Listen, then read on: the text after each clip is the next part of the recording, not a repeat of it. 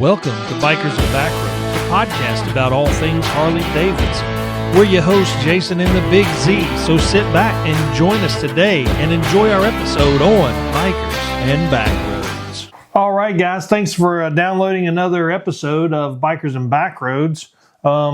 Whether you're a seasoned Harley rider or you're thinking about buying your first Harley-Davidson, we really believe we're the right place for you. You can find us on any place you download audio podcasts. We're on Spotify. We're on Apple iTunes. We're on Podbean. We're on everywhere you can find us. We're on YouTube. We're on Twitter or X at BNB_pod. You can interact with us there. So that's a little bit of the housekeeping stuff. We're ready for this week's episode. So here we go. What's up, Z? Oh, just back ready for the weekend after a long week at work. How are you doing? Good. We're hoping this drops again on Fridays, back to our regular time. We got to record this again. We're recording this on a Wednesday night, trying to jump in here. So we're getting back on our regular schedule. We had some comments that people were looking for our episode on Friday, and I'd posted something that we were going to be a little late. So I apologize that we didn't get that out on time or like we're trying to. But again, we still work jobs. This is our hobby, and we're going to get them out as soon as we can. This week, we have a couple things to talk about. One of our first things is we're going to talk about our safety tip. And what's that this week, buddy? Yeah, so me and Dad were talking about some things that might be a good safety tip and some things that might be overlooked. And, well, if you look outside, you notice starting to get a little bit darker earlier, especially in daylight saving times approaching. And we both thought it was a good idea to talk about lighting. Like I said, it's starting to get darker a little bit earlier. And if you're still riding, you're going to have the potential to get caught in the dark when you weren't planning to.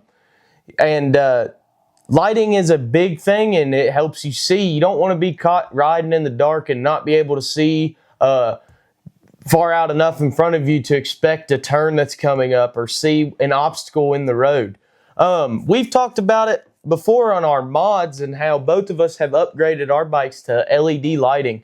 And we think that's a great safety tip to talk about. And if it's something you haven't done yet, we both believe you should really look into it because it's going to give you the better visibility at night for yourself as the rider, but also as other cars passing by. And it's going to both make you visible and allow you to see, objects in the road and the road itself better. So yeah, guys, be safe. Always make sure your lights are all working. That's a big thing. With visibility at night, it's apart from you being able to see, you want other people on the road to see you as well. So always try to make sure that all your lights are working, your blinkers are working. That's the biggest thing is you want people, especially at night, to know whenever you're making a turn and you turn your indicator on, to allow them to make the adjustments to start slowing down as you begin to slow down and prepare to make that turn too. But yeah, lighting, guys, it's a big thing for your safety. It can upgrade the look of your motorcycle and give you a little bit modern. But that's our safety tip is lighting and lighting upgrades. You can go expensive with lighting if you want custom dynamics or if you want Baja Design. Those are some hot names in motorcycles. But you can also pick up some low cost Amazon finds for lighting that will meet all your electrical needs, and they're going to be plug and play, and some of them require an inline relay, some of them don't, depending on how old or new your bike is, but you can pick some of that stuff up. And if you think, hey, I want to try what this looks like, rather than go spend $250 or $300 on a set of lights, I mean, you can get into relighting our Dynas for under $75 on Amazon. The most expensive things are a headlight and a tail light. And you can go name brand with those if you want to. But you don't have to. I have cheaper lights because I wasn't sure what I wanted to run. And I went with a few Amazon things. I get no flashing codes. Everything was plug and play. Nothing runs hot. I don't have any electrical issues. My bulbs have lasted perfectly, and that's from headlight to turn signals to I have an integrated tail light. But the light allows me to see, and it allows me to be seen. It allows you to communicate with other drivers on the road. We're coming into daylight savings time where we live. You're going to go to work in the dark. You're going to come home in the dark, but it's still not too cold to ride your bike if you prepare for the elements. So again, we also live here in West Virginia, and animals are on the move. It's almost time for deer rut, and there have been a fresh few deer smoked on the interstate as I'm going to work that I've noticed this week, and I don't want to be taking out a deer on my bike. I want to be able to see that thing off in the of the road, watch what it's moving, be able to react, be able to cue my horn, flash my lights, something like that to cure or to steer that deer away, to delay any opportunity he has to jump out in front of me or whatever. But I just think lighting as an upgrade is awesome. But as a safety tip, it's necessary. So that brings us to number 2. We're going to try to go through some of our regular topics tonight. We're going to go with our mod, and the mod this week is from my bike. And last week we did Xander's seat, and he runs a Lapera kickflip.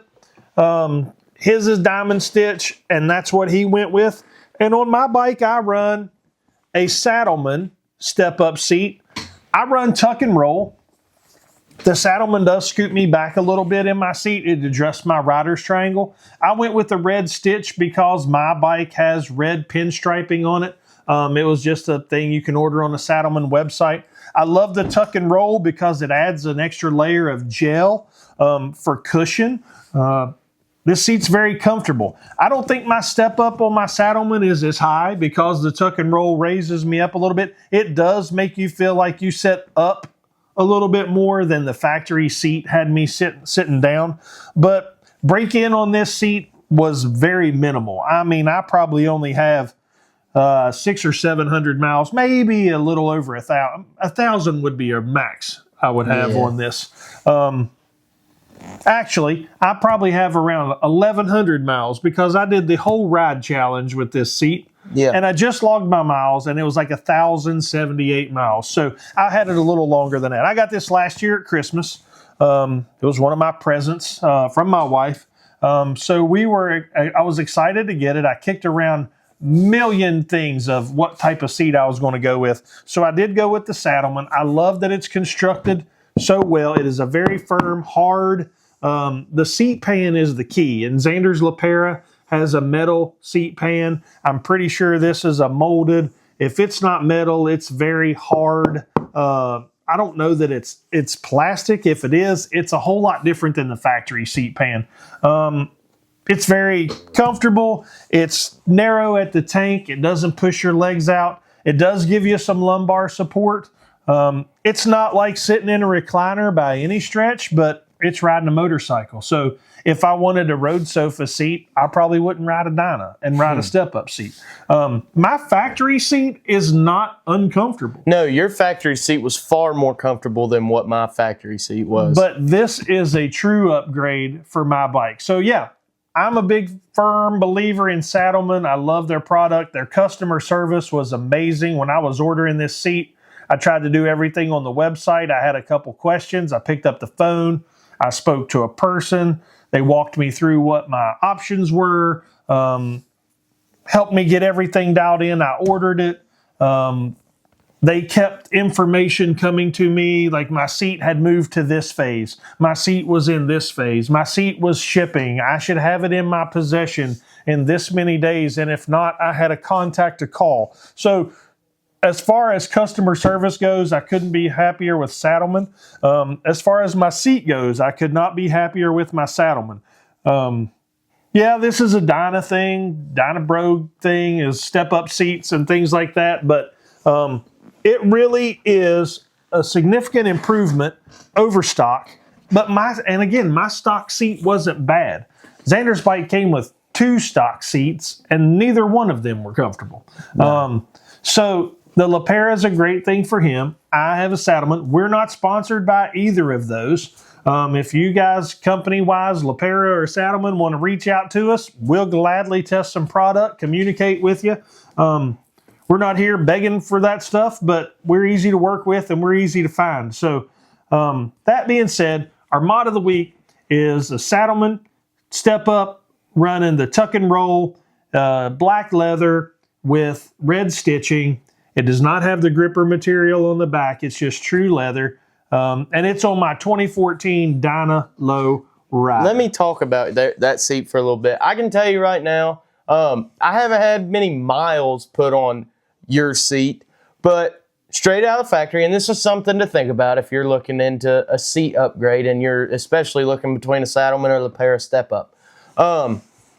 Your seat out of the box, far more comfortable than my LaPera was brand new. Now that I've rode mine, and yours is broken in, if I say, I've rode yours around the block to move bikes around and while rearranging and stuff, sitting on them. Like you said, you think it makes you sit up a little bit higher. I think it does as well. And mine might be due to my bars being higher, but I think that my LaPera sat me down a little bit, which I'm shorter, so that wasn't bad for me. You might not like that as a taller rider. But also, the tuck and roll, definitely if you're going for max comfort over style, I suggest the tuck and roll. I run the diamond stitch because I liked the style of it. Not that it's uncomfortable, but the tuck and roll definitely has that extra layer of cushion. So if you're wanting the best bang for your buck, most comfortable, that's something to look into. And I suggest sitting on either one if that's not a make or break thing for you, the style of the top seat. But yeah, that Saddleman is hands down, it's a great seat. I think my LaPera is skinnier at the front. Definitely narrower. But I've sat on yours many a times and thought it was very comfortable. You're not going to feel it as much as you'll see it difference. Yeah. I think the gel covering in the tuck and roll also keeps it from getting as hot when it sits in the sun. Many times we've come out and got on our bikes and Xander's like, whoo, my seat is scorching. Yeah. And my seat doesn't seem to get as hot to the touch. And it may just be the materials. It's not a game breaker or a slam on either manufacturer. I think the tuck and roll just adds that extra layer of gel. It's more cushiony and it dissipates heat a little better. And I'm older, you're younger, and Xander's seat is more sit you down in the bike some, and his pegs are a little farther back than mine. My foot controls on the low rider are about 2.5, maybe 3 inches, a little more forward. They're not forward controls, but my mid controls are slightly forward. That sitting me up and my feet being out a little more forward makes my Dyna super comfortable. I'm 6'2", so. Everybody's like, oh, low rider, built for shorter riders, and Dynas, you shouldn't ride them. I can ride my Dyna all day long. Give me a little bit of break to walk around and get a drink and not have my rear end hurt, but that's just riding. I think it's a great upgrade, and I'm really, really pleased with Saddleman. Got some Harley-Davidson news, and this is things I don't like to report on. District Harley-Davidson closed its doors over the weekend. Well, where's District Harley-Davidson? Well, we're in West Virginia. District Harley-Davidson is not a local dealership for us.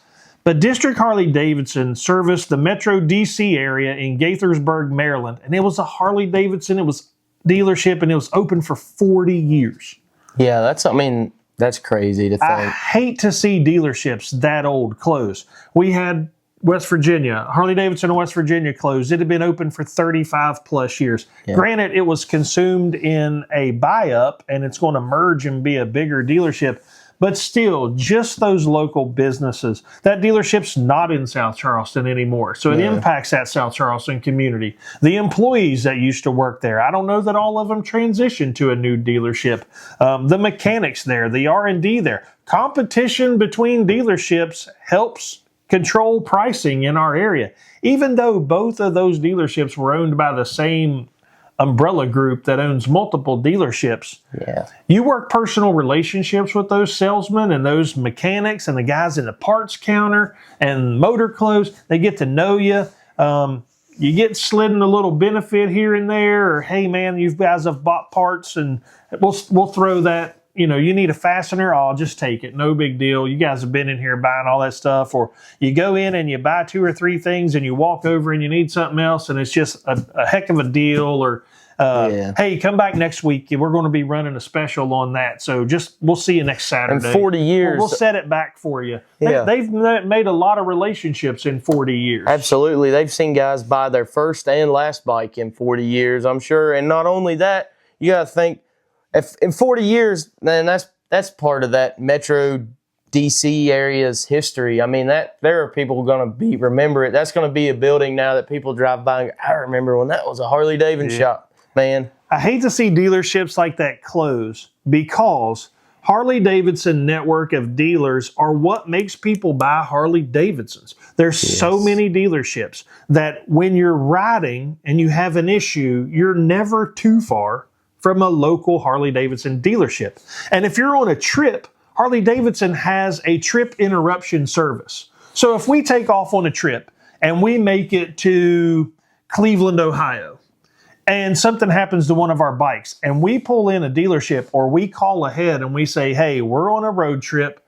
We are riding our Harleys. We're having an issue. You're our closest dealer. We're bringing it to you. Harley Davidson has a plan where they automatically move us to the front of the list over scheduled local service. And I'm not trying to slam or jump line there, but it's a trip interruption service they do. If you've scheduled off and you're traveling across the country on your Harley Davidson as a company wants to help meet your need and let you enjoy their product and capture that memory. So that dealership network has that trip interruption service. So they're going to still get the same work done on their local bikes. They're just like, hey, these guys from West Virginia, they're 4 or 5 hours from home. They're on a 1-week outing and they didn't even make it through their second day and now they're broke down. Let's get those guys. We'll get them in first and we'll get them out first. And then we're out of their hair and you're moving on to the next day. If you watch many YouTube people that travel, I mean, there are some big ones that do all this stuff. A lot of times they've utilized the trip interruption service when they're on the road. Parts break, things break. You're going to have to go somewhere. But that's part of the lore of Harley Davidson dealerships. Let's hit as many dealerships as we can. Let's pick up a poker chip. Let's get a destination t-shirt. Let's just see what's hot in that area compared to where we're from. Yeah. And when these 40-year-old dealerships are closing, you know they've got memorabilia. They've got probably some little museums. They've got stories. They probably were started by a family. I just hate to see that happen. Yeah. What do you think?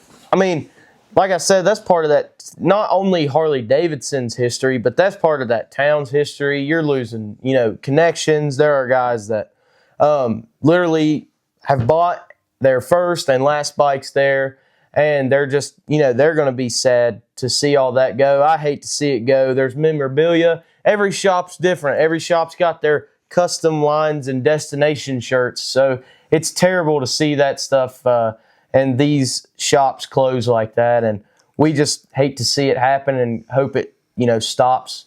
I hope new Harley Davidson CEO, Artie Starrs, looks and says, we can't lose dealerships. We can't lose biker culture. We can't lose this for stockholders.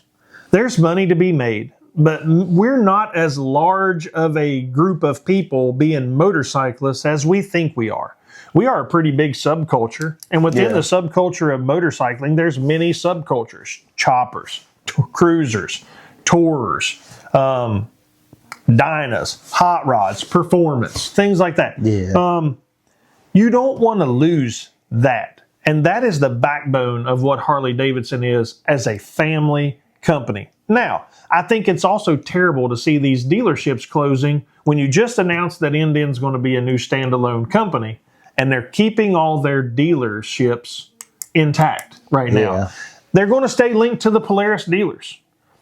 But if Indian's a standalone company, I can't help but think some people are going to want to come alongside them and start a smaller Indian dealership here and there, or branch out and reach out to Indian and carry You know, right now Indians are linked with Polaris, and our local Indian shop is Polaris, Can-Am, Kawasaki, things like that. Well, what if a Honda dealership wants to carry Indians to help with its Gold Wings and its cruisers it wants to? That's going to be an availability. Indian right now, one of the slams on them is they don't have as large a dealer network because there's just not as many of them. When you go across the country, you can be miles and miles and miles away from another Indian dealer should something happen to you. I would hate to see Harley start losing some of these family businesses. And what if it was this family's decision? They didn't like the direction Harley was going anymore. They know backdoor what's going on business-wise. And they're like, you know what? We're ready to retire. We're ready to get out. Nobody really wants to purchase us. We're going to shut it down. Yeah, I mean, the last thing Harley Davidson needs as a company, and also as a subculture of Harley Davidson riders, is dealerships closing while another company is standing alone, standing still, and also with the large possibility of growth and opening of new dealerships and stuff. So, I mean, it's just anytime a dealership, especially one that's old and historic and things like that, closes, it's just a terrible time. Yeah. I don't want to lose the vision of the fact that now all of a sudden Harley Davidson's is competing with Indian. Okay, that's fine if you want to say that. Harley Davidson has to compete with Harley Davidson. Absolutely. We have to go back to a standard that helped this tremendous growth, tremendous culture. If you look at the financials of Harley Davidson Motor Company for the first half of 2025, sales are down 27%. This is not a good thing. No. So the new leadership of the motor company, is it going to make me abandon Harley Davidson? No. I think the biggest thing is the used bike market is such a hard thing for Harley to beat because you're seeing a lot of new riders and younger riders, especially on Harleys, but new bike sales being down that much is not good. Or even if that accounts for some of the used bikes sold through motor company dealer network. Yeah. A lot of private sale bikes are going to happen. That's capitalism at its finest. Absolutely. But at the same time, it's hard for companies to rebound from 27% down. Is it a pricing thing? Is it too many units going out? Again, we had dealer quotas where dealers were having to have so much inventory. They were sometimes having to take loans out to have these bikes on their floor. At the end of the year, if they're sitting there, they're paying for these bikes.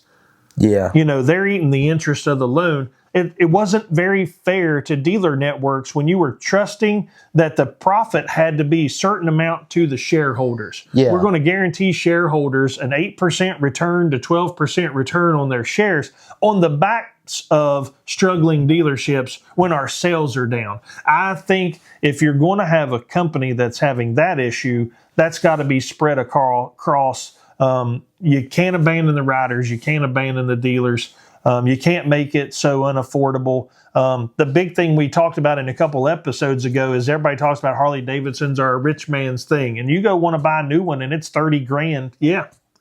But you can buy a bike you can ride for the next 2 decades for $5,000 to $10,000 all day long in a used market, and they're just as serviceable. So you got to realize that at the motor company. Yeah. And you've got to be right there, front and center. You got to be driving the boat rather than letting it drag you behind. And we don't want to get drugged down. And we're not going to beat this dead horse because, I mean, Harley Davidson as a company, I think every company is probably pinching pennies and having some type of financial issues and things.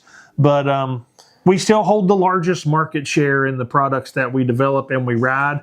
So I would love to see us go back, or the Harley Davidson company go back to better sales hopefully the second half of this year is better, and definitely the first half of next year as the new bikes come out. So tonight we're going to go back into one of our newer segments that we just call One Question.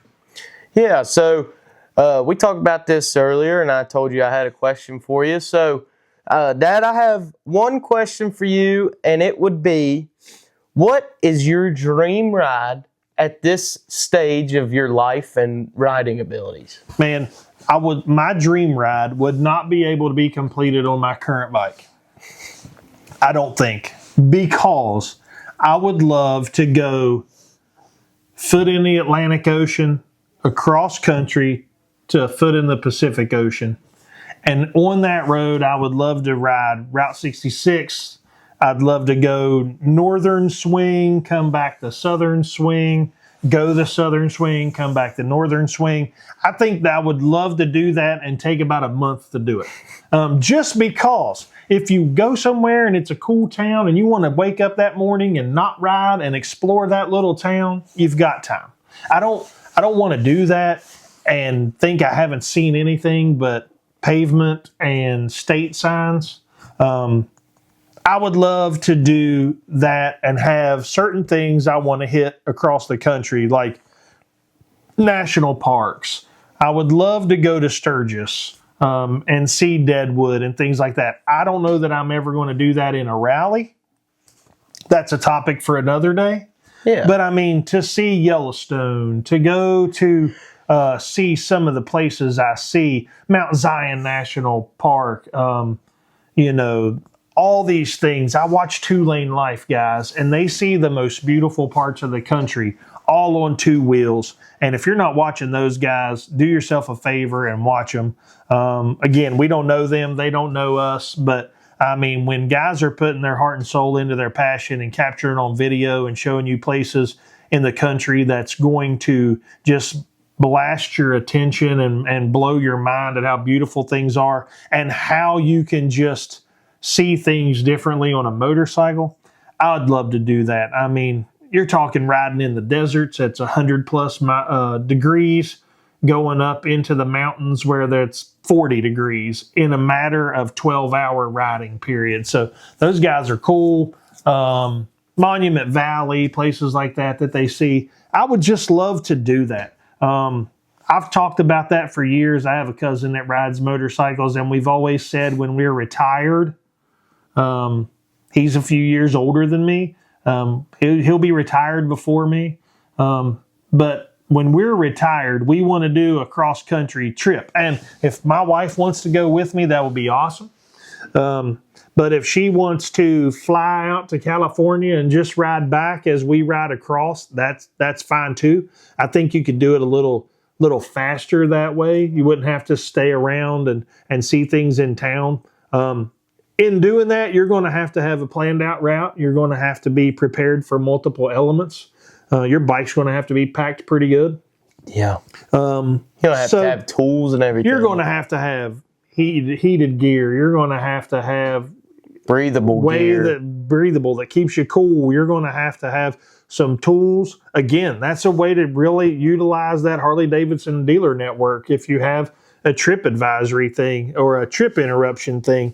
But you're going to have to get used to wearing the same couple pairs of pants and the same few shirts over and over in a hotel that you can do some laundry in, or a laundromat every couple days that's going to interrupt your ride. But I mean, I think if just two guys are doing, you could pound 750, maybe 800 miles a day if you had to. Oh, yeah.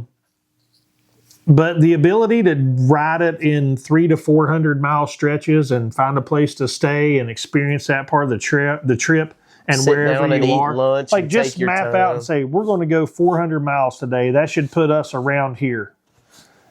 And have that going into that and have things you want to see along the way. I think that would be amazing. I'd love to do that with you one day. But I'm not the only one here that has a dream ride. I mean, I'm going to ask you that same question back. What's your dream ride at this stage of your life? Because I probably look at things a little different at my age versus what you would think of. So what's your dream ride? Honestly, across the country, I've thought about a lot, and I think it would be an awesome ride. And I think I'd love to see, the wild, like going up north and going to some of those state parks and seeing that forestry. I'd love to ride a motorcycle in like Montana, and I know that it would be dead straight, maybe not the funnest riding, but I want to see that place in the United States. So Really, probably my dream ride would be a coast to coast ride.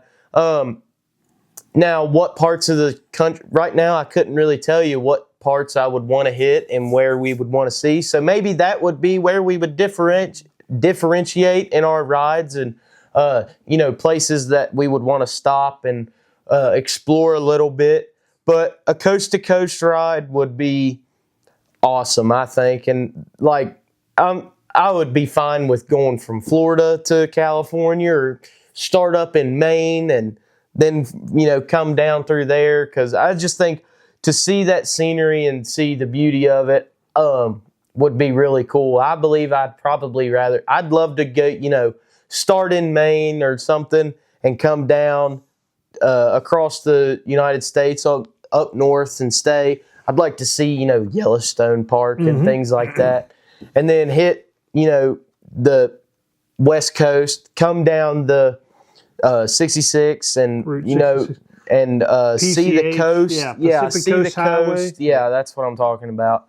And ride in those mountains a little bit, and then end up coming back down through the Southern Loop and maybe end in like Florida or something. That would be an awesome ride, and see all that stuff. And I'd still love to ride out into the center of the country one day. But coast to coast ride would be my dream trip, and I'm with you. I'd rather take about a month to do it and just have the time and the days to do really whatever you wanted and see whatever you wanted, and every day stop and get lunch or eat whatever you've packed or whatnot, and have a good time. You can think Route 66 goes from Chicago to California, so it's going to come across the middle. So if we're going to, that may be a couple different rides, but I mean, twist my arm, make me have a couple life-changing rides. I'm okay with that. But there's just so much beauty. I mean, to see Salt Lake City, Utah, when you're just riding out flat and all you see is the salt flats, I mean, that's crazy. There's land speed records broken there, and you're just riding a motorcycle. I'd love to see what the Dyna could do, on a salt flat topped out. Yeah. I don't know.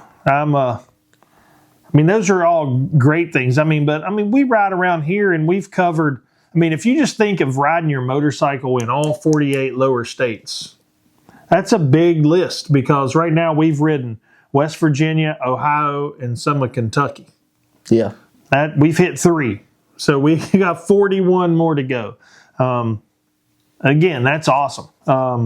But that's where my mind goes, is just what would if I could just take off and plan a trip, and I could spend a month on a motorcycle, I really would enjoy that. I would also, I go away a week, or we go away a week and bass fish in the spring. I would love to have a plan where we could just take off for a week every year and go ride somewhere else, go ride here, go ride there, take off and say, we're going West Virginia to Maine and come back. Or we're going to go, Florida and back. Or we're going to go down to Alabama and back. There's so much things we've seen we want to see. We've been to Wheels Through Time. I want to go to the museum down in Alabama. Yeah, if I was on a trip like that, that would be a big thing. I would want to see motorcycle museums and racing museums and things like that. That would be something I would look into as stops for that trip. We definitely have a lot of like-minded things, and those type of things we can spend all day, where wives and girlfriends give you a couple hours and they're done with that stuff. So maybe we have to drop them off somewhere and go nerd out at a museum or something. But that's just things I'm passionate about. And it doesn't have to be all Harley Davidsons. If you can't appreciate a 19 teens model Excelsior Henderson, then I can appreciate an old Indian. I can appreciate an old Ace. Wheels Through Time is an amazing thing. If you guys ever get a chance to go through Wheels Through Time Museum down in Maggie Valley, North Carolina, it's worth the trip. It's beautiful down there. It's a great, easy ride. It's a great trip to go to. One of one bikes in the world. And bikes that are the only left in existence known. And you can hop over there and ride some Smoky Mountains. You can ride Tail of the Dragon. You can ride Cherahalla Highway. You're an hour from all that stuff. So Blue Ridge Parkway, there's so much riding there. But the museum itself is a catcher. You're going to go in there and you're just going to wander around, and before you know it, you've lost 3 or 4 hours there. Not lost, you've learned. And then you're like, let's go back and look at that one thing again, or I want to go back and look at this and make sure I understand that or things. But that's a trip that I would love to do. We did that trip, the Tail of the Dragon and stuff, a few years back, and went to Wheels Through Time, but we did it in a WRX at the time. And now I tell Dad all the time, I want to go back and do that on bikes. Yeah. And that's something we're trying to plan and put together in the future. We've already got some rides looking at into next year. We're going to do some friends of ours put together a tour around West Virginia. And it's a ride where you get a couple nights you're gone, hotel rooms, but basically you're riding 115, 120 miles and stop and get off, and they basically ride scenic overlook to scenic overlook. And scenic highway to scenic highway. That's a really cool thing. I mean, it's a bunch of like-minded people who just want to appreciate the beauty of our state and see it on two wheels. So we will get that all planned. I did receive my Adventures of Southern West Virginia tour guide from the West Virginia Tourist Info people. And the wvtourism.com, you can get that for free. It lays out some little towns. We talked about some of the rides. It lays out things in these little towns and you want to see, and where there's gas and where there's lodging and what restaurants are there. It's a great way to plan that. I also have an accessory part of that that's just a motorcycling thing that I'm waiting to come so that we can start looking to plan some things in the spring. This is just to interrupt you, this is something funny that I catch myself doing all the time. So I work out of town. I stay in a lot of hotels throughout the week. But I always catch myself, everybody's seen them in a hotel, especially by the elevator. There's the stack or the shelf that holds all the brochures to like local companies and tourist things that they'll say are local, but really it's like 2 hours away from where you're at. I always find myself looking through those to see if there's anything about motorcycle riding and like scenic routes and stuff. And in West Virginia, a lot of those hotels do have like West Virginia riding things. And I've grabbed them before and took them to the hotel room with me. I forget to bring them home about every time. But if you're ever in West Virginia, and I've met a lot of guys in the hotels that are on motorcycles doing rides around West Virginia, and they'll literally tell you they go off of a map, off of one of those brochures that has those things. So if you're ever in West Virginia, you're not from the state, and you're in a hotel, I suggest you look through and see if there's any little, map or booklet of, rides around the state, because sometimes they're just local in that area. But I've seen them in where I've stayed that are like the whole state. So, yeah, I just wanted to throw that out there real quick because you were talking about those. But I always catch myself looking at them and trying to see if this hotel or wherever has one at all. Well, we talked about riding the head of the dragon, and it's a road you work on and around all the time. We were looking at it, and we're talking about road numbers and route numbers, and he's like, oh, I've been there working. I didn't know that was a big motorcycle thing. And we look at the loop, and he's like, yeah. I've done that in a work truck. That would be a great motorcycle ride. So we just have to take a weekend and go back down there and ride it and then come home. But when you leave an area that you've worked in all week, the one thing you don't want to do is go back up there and spend the weekend, even if it's for fun. But then you've got to come back and go back up and work the next week. But it's dream rides are a place my mind goes a lot of times. Even when we were down in Key West not too long ago, I wouldn't want to ride a motorcycle up and down Duval Street, but man, I would love to get out on that highway and ride between the Keys. It's pretty straight. You're just on a lot of bridges, and you're just hitting the islands in the Keys, or come from Miami down to Key West, stay all night, and then ride back up. I mean, that would be so cool, though. Awesome. It's probably a boring ride. It's just straight and ocean. But when you come into each of those little islands, there's things that's very particular to each one. A lot of them are just fishing communities and charter fishing companies, and they're catering to people who are just down there on play. But I mean, you see some interesting things every day that you just don't pay attention to in your car that really jump out to you when you're riding a motorcycle. I think about that. Like, I've thought about Hawaii. I think it'd be awesome to ride a motorcycle in Hawaii and ride up through the volcanoes and things like that. But granted, downtown, it might not be that fun. It might be very like riding here. But it just, in my mind, I think it would be cool to say, I rode a motorcycle in Hawaii. If you ever go to Hawaii and you get to go to Maui, you're definitely going to do the road to Hana. And the road to Hana is about a lane and a half road on the outskirt of the island, and it goes from the touristy area of Maui, and it's up around the coast, and you see whales, and there are black sand beaches and pink sand beaches and everything they're famous for. And you go around to the other area of Hana, and there's Lindbergh's grave and things that Hawaii history culture. But man, on a motorcycle, that would be a pretty wicked ride. I drove that in a car, and I've never been, but you and it would have been great on a motorcycle. Yeah, you've told me about it, and I think to myself all the time, that would be awesome on a Harley. Yeah, there are a lot of places I think if we go vacation, hey, let's rent bikes for a day and ride around here.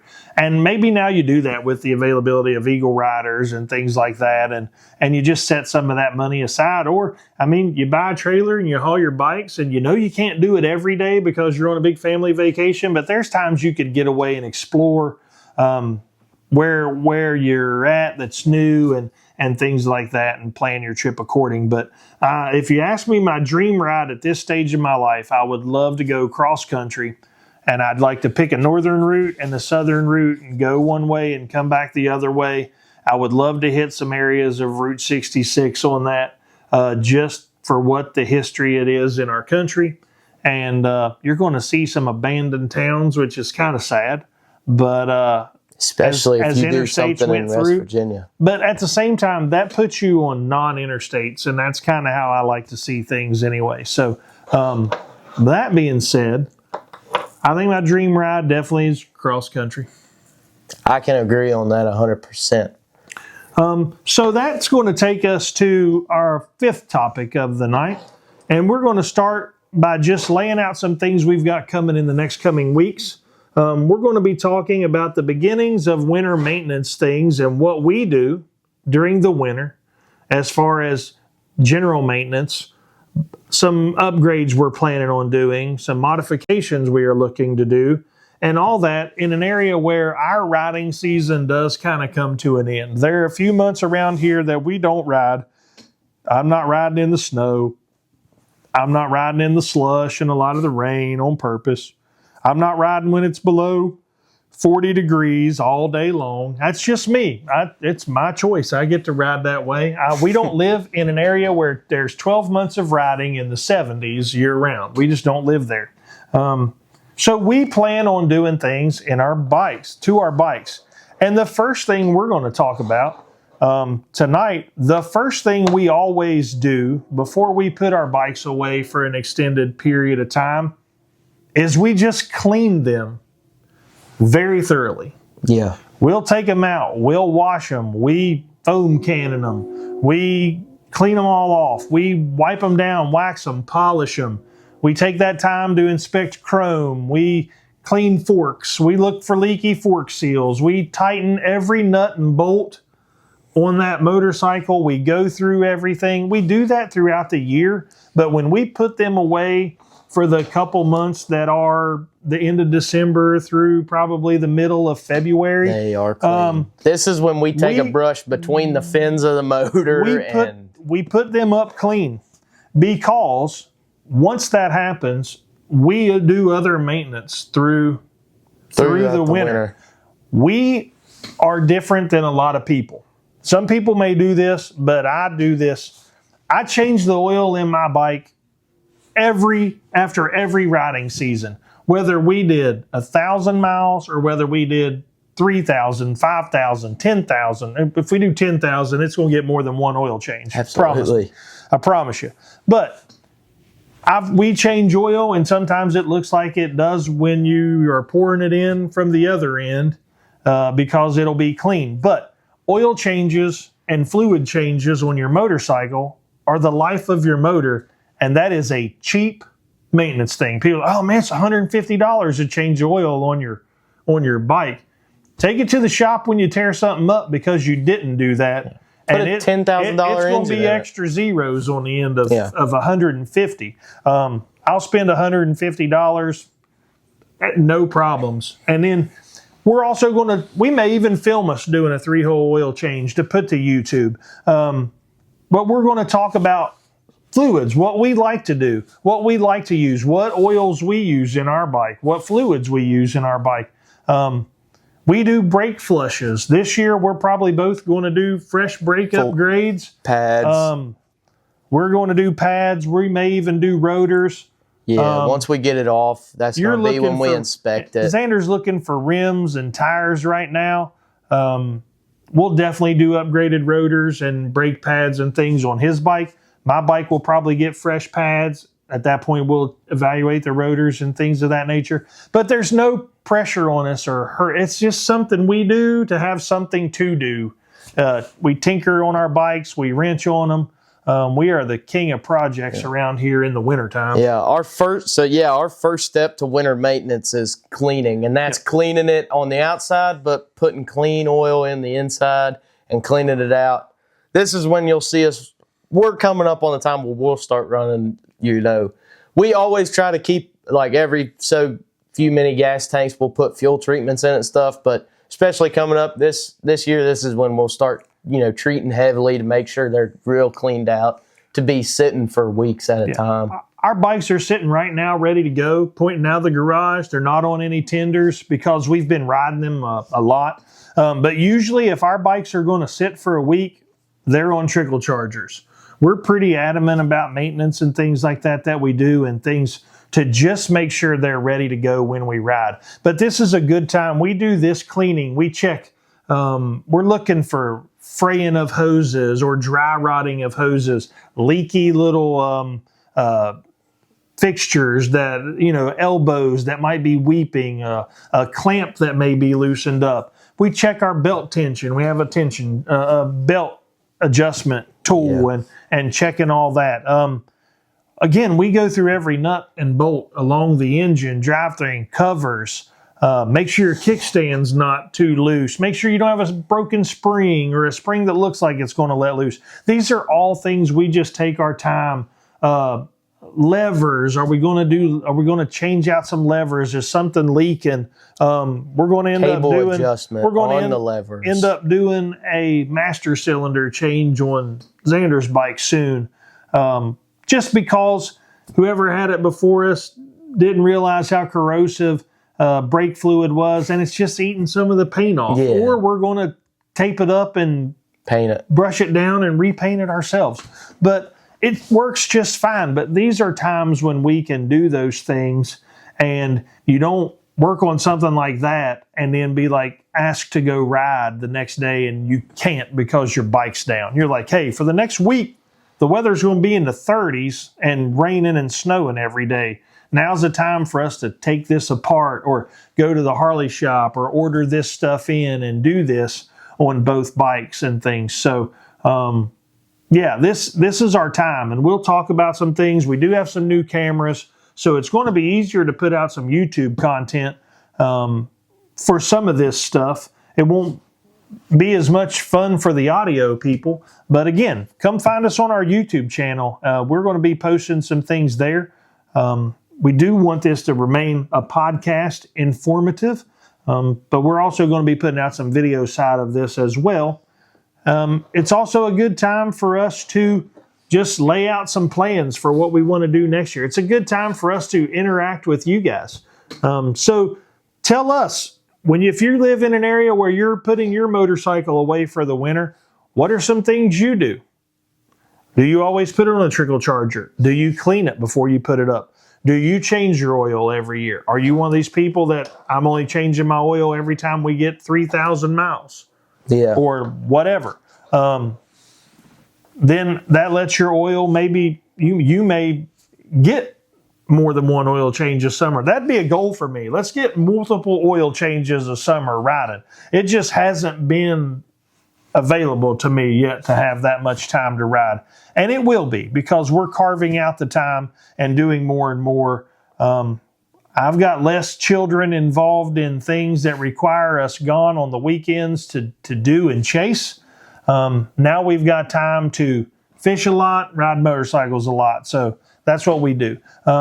We've ridden more the past 3 or 4 months than I have in years. Well, we went years without street bikes, but we put a lot of miles as far as us going this summer. We've had a good riding season.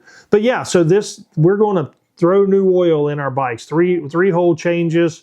We're going to discuss what we run for transmission fluid, because we've recently changed that. And when it's That's time to talk something we've about this, changed different every time, and we've finally found something we have found really what like. we really like, and we will get into that more on the next episode. And But- oil, we'll talk more into Yeah. the fluid stuff. We've discussed this. We want to make that a section of an episode upcoming. Yeah, and we're getting ready to come in. We have some great ideas for some upcoming shows. We are getting into Christmas gift buying season as we get closer to Black Friday. We'll help lay this out. These are some things, if you've got some riders in your life, some cheap gifts you can get them that really makes a difference. We'll help as we get closer to Black Friday. We'll pump some products that we really enjoy and are glad when people buy them for us, or things you can buy that biker in your life that really makes a difference for them and helps. And it's not just I don't know what to get you or anything like that. So yeah, we want to bring some informative shows, some great conversation, some information to you guys. We're going to try to be multi-season. We're going to help you with shopping. We're going to help you with maintenance. We're going to help you with everything we know, because this is what we love. This is what we're going to do. Our channels and listener base is growing slow but sure. So keep sharing our videos. Keep liking and subscribing. And we're going to keep doing this. So that being said, I think we're about ready to wrap this one up. What you got, buddy? Yeah, I mean, we appreciate everybody that's listening in and leaving comments, and we really enjoy doing this, and we love hearing that y'all enjoy watching and listening. So just really appreciative, and thanks for letting us have the opportunity to spend time with y'all as we spend time with each other, and just enjoy an evening talking about motorcycles and Harley Davidson and everything in between. But with that being said, that's all for today's conversation, and thanks for listening to us tonight. Don't forget, we're on all of your audio and podcast streaming services, iTunes, Spotify, Podbean. We're on Twitter or X at B&B Pod. And then we ask for y'all to like and subscribe. If you're watching this live, you know we're on YouTube. But if you haven't checked us out on YouTube, suggest you to go there. Like, subscribe, share, and that's all. We'll holler at y'all later. If you're on Apple iTunes, please be sure and leave us a review or give us a star rating. That helps us in the algorithm and gets us in front of some people. But again, you riders, stay safe and be blessed. Thanks again.